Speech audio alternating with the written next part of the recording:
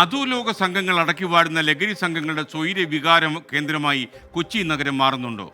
പുറത്തുവരുന്ന വാർത്തകൾ കേട്ട് പൊതുജനം അന്തിച്ചു നിൽക്കുകയാണ്. അവരെ നമുക്ക് അങ്ങനെ പേടിച്ചു പോയാലും തെറ്റ് പറയാൻ കഴിയില്ല. കൊച്ചി എളമക്കരയിൽ നിന്ന് മാരക മയക്കുമരുന്നുകളുമായി ഇന്ന് പിടിയിലായത് 6 അംഗ സംഘം. പ്രതികളായ ഒരാൾ യുവതിയാണ്. അവർ മോഡലിങ്ങിൻ്റെ മറവിലാണ് ഈ ലഹരി മരുന്ന് കച്ചവടം കുറച്ച് കാലമായി നടത്തിക്കൊണ്ടിരിക്കുന്നത്. അത്ഭുതപ്പെടേണ്ട, കൊച്ചിയിലെ ലഹരി കച്ചവടത്തിൻ്റെ പിന്നിലൊക്കെ തന്നെ സ്ത്രീ സാന്നിധ്യവുമുണ്ട് എന്ന വാർത്തകളാണ് വരുന്നത്. കഴിഞ്ഞ 2 വർഷക്കാലമായി മോഡലിംഗ് രംഗത്ത് സജീവമാണ് എറണാകുളം വരാപ്പുഴ സ്വദേശിനി 22 വയസ്സുകാരി അൽക്കാബോണി.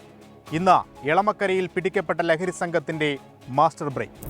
കൊച്ചിയിൽ വലിയ സുഹൃത്ത് ബന്ധമാണ് അൽക്കയ്ക്കുള്ളത്. ഇതുവഴിയാണ് ലഹരിയുടെ ലോകത്തേക്കുള്ള ചുവടുവയ്പ്.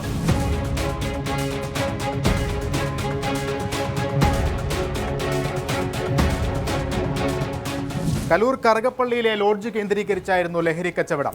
ഇന്നോ ഇന്നലെയോ തുടങ്ങിയതല്ല.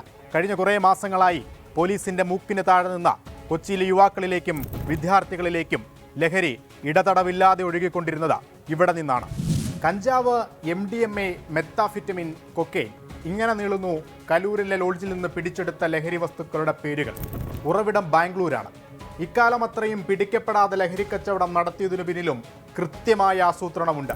ഇടനിലക്കാരില്ലാതെയാണ് ലഹരി വസ്തുക്കൾ കൊച്ചിയിലേക്ക് എത്തിക്കൊണ്ടിരുന്നത്. അതായത് ബാംഗ്ലൂരിലെ ലഹരി മാർക്കറ്റുകളുമായി യുവാക്കൾക്കുള്ളത് നേരിട്ടുള്ള ബന്ധം.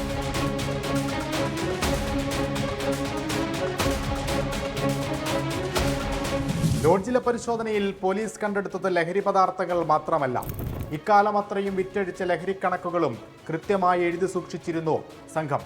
ഉടനടി പണം നൽകാനില്ലാത്തവർക്ക് തവണ വ്യവസ്ഥയിലും ലഹരി നൽകിയിരുന്നുവെന്ന് കണക്ക് പുസ്തകം സാക്ഷ്യപ്പെടുത്തുന്നു.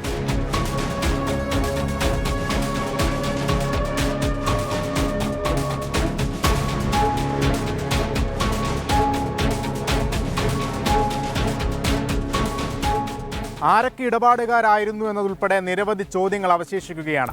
ഇതിനൊക്കെ ഉത്തരം കിട്ടണമെങ്കിൽ പിടിക്കപ്പെട്ടവരുടെ സിരകളിലോടുന്ന ലഹരി തിരിച്ചിറങ്ങുക തന്നെ വേണം. വേരോടറുത്താലും മുളച്ചു പൊന്തുന്ന ലഹരി സംഘങ്ങൾ കൊച്ചിയെ കുറ്റകൃത്യങ്ങളുടെ പറുദീസയാക്കുകയാണ്.